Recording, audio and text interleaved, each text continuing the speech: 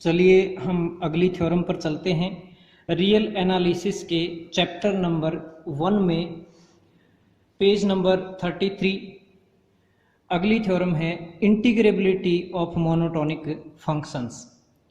मतलब monotonic functions integrable कब होंगे उसके बारे में हमें इस थ्योरम से कुछ नया आइडिया मिलने वाला है। ओके, सबसे पहले हम ये समझ लेते हैं मोनोटोनिक फंक्शन क्या होते हैं। वैसे आप जानते भी हैं लेकिन मैं एक ब्रीफ रिवीजन दे देता हूँ। बच्चे, जैसे मेरे पास कोई फंक्शन है मान लिया और उसका ग्राफ मैंने ड्रॉ किया।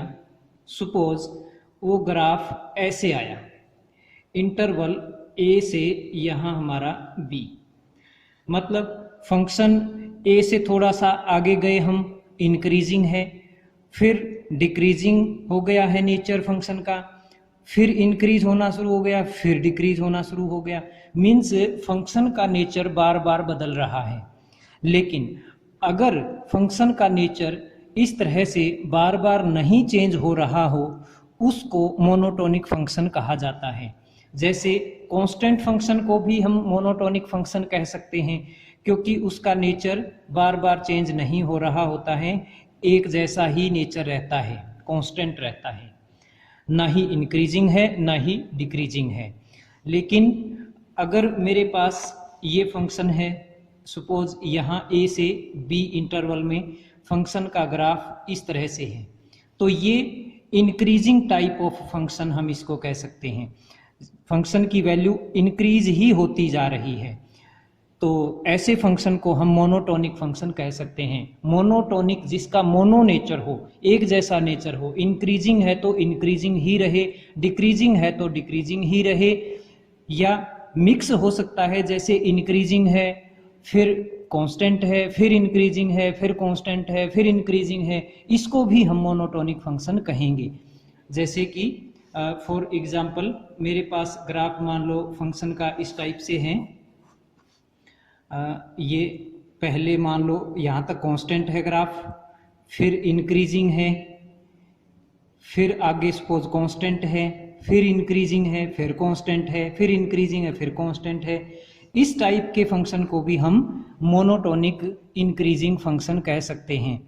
और मोनोटोनिक डिक्रीजिंग अब आप खुद समझ गए होंगे, जिसका नेचर डिक्रीजिंग हो या मिक्स हो सकता है कांस्टेंट के साथ। ओके, तो ऐसे फंक्शन की इंटीग्रेबिलिटी के बारे में ये नई थ्योरम हम पढ़ने वाले हैं। स्टेटमेंट देखिए, every bounded and monotonic function, कैसा बाउंडेड भी होना चाहिए, ऐसा ना हो कि फंक्शन अनबाउंडेड बनता हो, मीन्स फंक्शन इंटरवल के अंदर इन्फिनिटी को टेंड करता हो, ऐसा नहीं होना चाहिए। मीन्स बाउंडेड होना चाहिए और मोनोटोनिक भी होना चाहिए, मीन्स उसका नेचर वेरिएबल टाइप का नहीं होना चाहिए, तो फंक्शन इंटीग्रेबल होगा, हम गारंटी से कह सकते हैं। Point to be noted, function integrable होगा, मोनोटोनिक भी है और बाउंडेड भी है, अगर तो इंटीग्रेबल जरूर होगा। चलिए अब हम इसका प्रूफ देखते हैं। गिवन क्या है, एफ फंक्शन इज बाउंडेड किसी इंटरवल ए बी के अंदर एंड एफ इज मोनोटोनिक, साथ में उसी इंटरवल के अंदर। मोनोटोनिक होने का हम क्या फायदा उठाएंगे प्रूफ के अंदर, वो देखिए। हम प्रूव करना चाहते हैं टू शो कि एफ इज इंटीग्रेबल। ओके, चलिए मेरे पास ये एक्स एक्सिस और वाई एक्सिस पोज, इस तरफ मैं एफ एक्स ले लेता हूं, इस तरफ एक्स, और ये गिवन इंटरवल है ए से बी तक का। बच्चों, हम इंटीग्रेबल प्रूव करेंगे फंक्शन को, लेकिन इंटीग्रेबिलिटी किसी भी फंक्शन की प्रूव करने के लिए हमारे पास एक रिजल्ट आ चुका है। ऐसा जो कंडीशंस ऑफ इंटीग्रेबिलिटी के हेडिंग से हमने की था, ये रिजल्ट किया था कंडीशंस ऑफ इंटीग्रेबिलिटी। तो उसके अनुसार क्या था, मैं एक बार वो रिजल्ट आपको रिवाइज करवाता हूँ। इस रिजल्ट को ध्यान से देखिए। Necessary and sufficient condition for a bounded function, वहां पर भी हमने बाउंडेड लिया हुआ है फंक्शन को, to be integrable on the interval A B is that for each epsilon, कोई भी एप्सिलन के लिए एक पार्टीशन मिल जाएगी कि उस पार्टीशन के ऊपर लोअर और अपर सम का डिफरेंस एप्सिलन से भी कम होगा। कोई भी एप्सिलन आपने लिया, मतलब आप एक एप्सिलन अपनी ओर से एक फिक्स नंबर लेकर के चले, तो उसके लिए जरूर पार्टीशन मिल जाएगी, चाहे आप एप्सिलन कितना ही छोटा क्यों ना ले लें, उसके लिए भी एक पार्टीशन इस इंटरवल की ऐसी मिल जाएगी जो कि लोअर और अपर सम का डिफरेंस एप्सिलन से कम मिलेगा। ये चीज हम वहां यूज करके वहां इंटीग्रेबिलिटी प्रूव करने वाले हैं। ओके, चलिए उस थ्योरम पर चलते हैं। तो बच्चों गिवन है फंक्शन मोनोटोनिक। मोनोटोनिक में तो दोनों बातें हो सकती हैं। मोनोटोनिक, इसमें फंक्शन कांस्टेंट भी हो सकता है, दो केस आप बनाकर चलेंगे, कांस्टेंट भी हो सकता है और नॉन कांस्टेंट इंक्रीजिंग या डिक्रीजिंग भी हो सकता है। यानी कि इंक्रीजिंग हम लेकर चलते हैं या डिक्रीजिंग, तो कोई एक केस हम उठाएंगे। अच्छा, पहला केस देखते हैं। कांस्टेंट अगर फंक्शन है तो ऑटोमेटिकली इंटीग्रेबल है, इसमें आपको कुछ नहीं प्रूव करना। कांस्टेंट ही है तो इंटीग्रेबल है। ओके, तो case number 1, if f is constant function, यानी कि a के ऊपर वैल्यू और b के ऊपर वैल्यू फंक्शन की इक्वल है, F A equal to F B, monotonic भी है और इक्वल भी है वैल्यू a और b के ऊपर, इसका मतलब फंक्शन कांस्टेंट है, और कांस्टेंट है तो f इज इंटीग्रेबल, इसमें आपको कुछ नहीं प्रूव करना। अब मैं चलता हूं केस नंबर 2, अगर f is non constant function, वो इंक्रीजिंग भी हो सकता है डिक्रीजिंग भी, तो हम केस ले लेते हैं and increasing monotonically, increasing monotonically, यानी कि एफ ए से बड़ी वैल्यू होगी किसकी, एफ बी की, मतलब बढ़ रही है फंक्शन की वैल्यू, हम घट रही है का केस आगे लेंगे तो फंक्शन की वैल्यू बढ़ती जा रही है, तो हम उसको इंक्रीजिंग प्रूव करेंगे, सॉरी इंटीग्रेबल प्रूव करेंगे। मान लो ये बढ़ती जा रही है। ओके, तो बच्चों अब हम एक एप्सिलॉन उठाएंगे और उस एप्सिलॉन के लिए एक पार्टीशन शो करेंगे। Okay,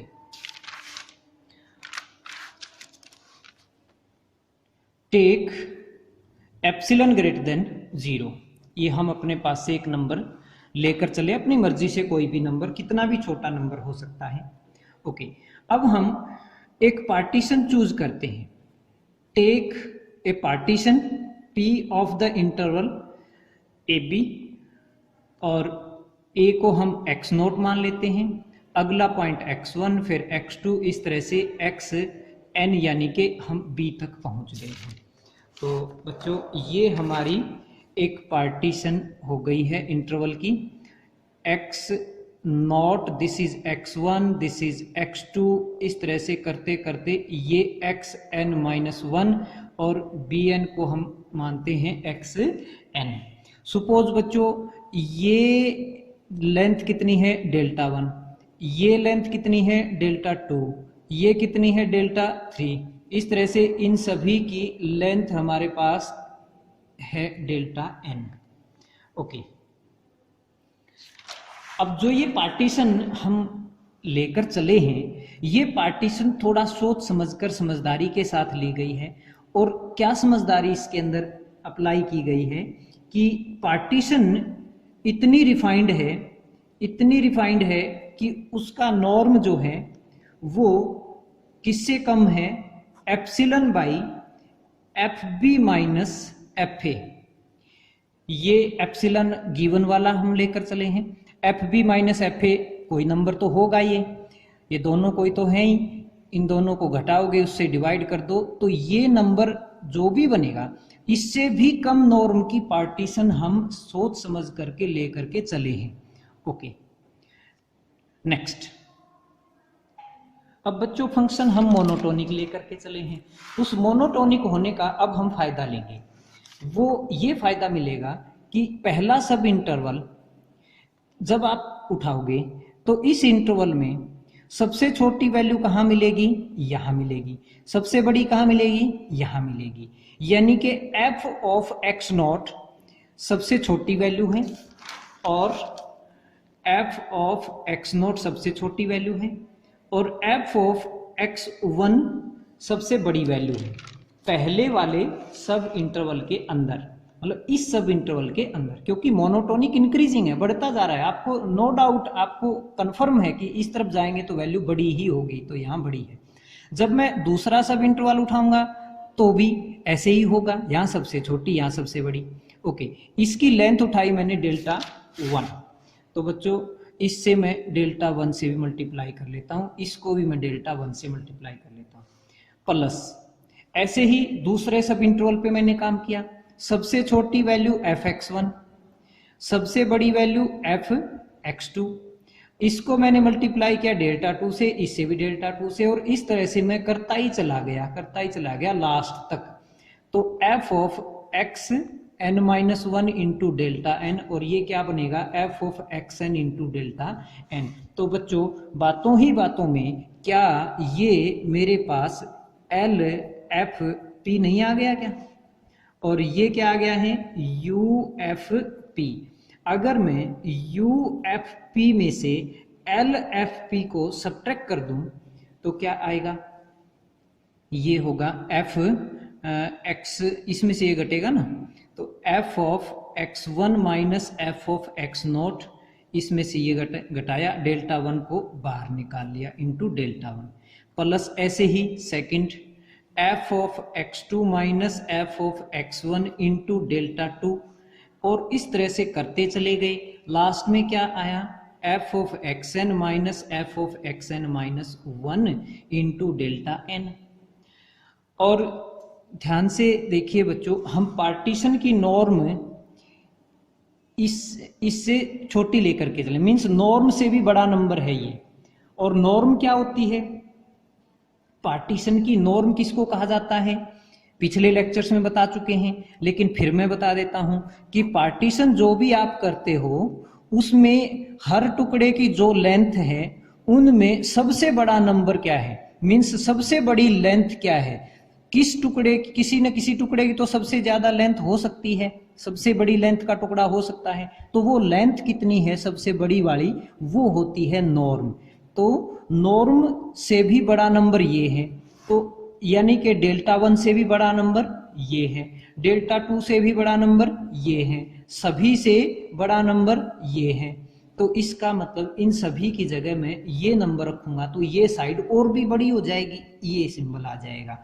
this will be less than equal to F of x1 minus F X not, plus ये इसकी जगह मैंने ये रखा, सभी की जगह ये रखा तो ये बाहर आ जाएगा सबसे, और ये सब ऐड हो जाएंगे अंदर में, f of x2 minus F of x1 plus F of x3 minus F of x2, plus इस तरह से लास्ट में f of xn minus F of xn minus 1, और इन सब से बाहर क्या रहेगा, ये एप्सिलॉन बटे F B minus F A. Okay, तो बच्चों ये सारे कटेंगे, ये इससे कट जाएगा, ये इससे अगले से कट जाएगा, इस तरह से ये कटते जाएंगे तो लास्ट में ये भी कट चुका होगा, बचेगा एक ये और एक ये। तो अपने पास रिजल्ट आया U F P minus L F P less than equal to, this is F xn minus F X not into epsilon divided by F B minus F A. और ये एफ बी, भाई xn means B ही तो है, x not means A है, तो ये F B minus F A cut जाएगा, तो बचा क्या एप्सिलॉन, यानी कि this is less then epsilon.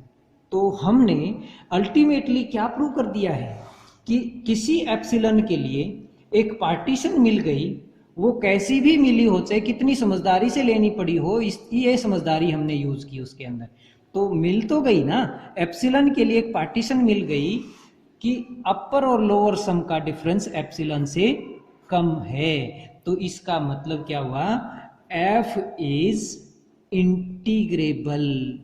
Okay, next. अब अगर मैं केस लेता हूं, केस नंबर 3, ठीक है, अगर f इज मोनोटोनिक डिक्रीजिंग, तो ये बिल्कुल सेम स्टेप्स में चलेगा बच्चों। अब की बार अंतर क्या रहेगा, पार्टीशन भी वैसे ही ले लो, अंतर ये रहेगा अब की बार सबसे बड़ी वैल्यू इधर आएगी, छोटी वैल्यू इधर आएगी, उल्टा हो जाएगा, बड़ी वैल्यू इधर, छोटी वैल्यू, क्योंकि अब की बार फंक्शन ऐसे ऐसे डिक्रीजिंग बन जाएगा ना, बड़ी वैल्यू लेफ्ट हैंड पे और छोटी वैल्यू राइट हैंड पे। तो ये ध्यान में रखते हुए इसका प्रूफ आप कर सकते हो। ये भी आपकी बुक में यहाँ दिया गया है, पेज नंबर 33 के ऊपर ये केस लिया गया है, when this is F A greater than F B, इसका मतलब क्या है, फंक्शन इज डिक्रीजिंग। तो इसके लिए भी सेम स्टेप्स में काम करते गए, बस यहाँ पर F A minus F B ले लेना, पिछले में हमने F B minus F A लिया था, तो इसमें F A minus F B ले लेना, बाकी सेम स्टेप्स में चलेगा। Next definition, Riemann sum. ये देखिए बच्चों, रिमान सम क्या होता है।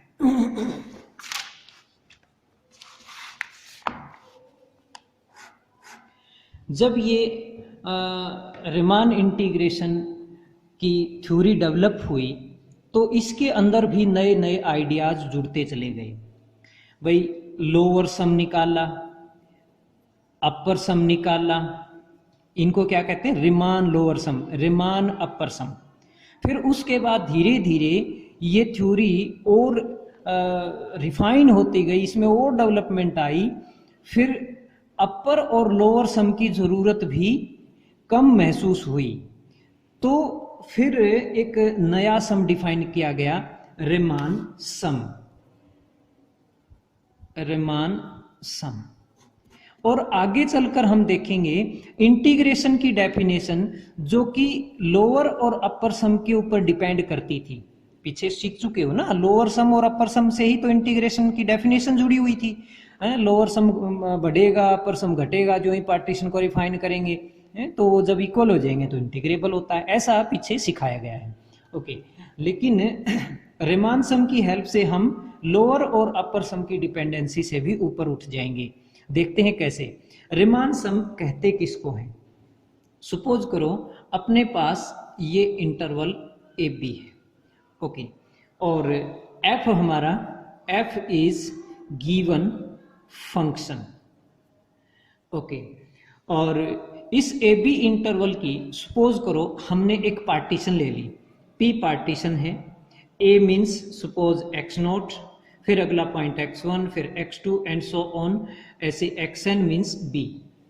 तो ये x0, ये xn, यहाँ कहीं x1, x2, x3 and so on करते गए, या xn-1, फिर ये xn। ये पार्टीशन हमने अपनी ओर से कोई भी पार्टीशन ले ली, ओके। तो इसकी लेंथ मान लो डेल्टा 1 है पहले सब इंटरवल की, दूसरे सब इंटरवल की डेल्टा 2 है, तीसरे की डेल्टा 3 है, इस तरह से हर सब इंटरवल की अपनी अपनी कोई लेंथ होगी, ये डेल्टा n होगी लास्ट वाली, ओके।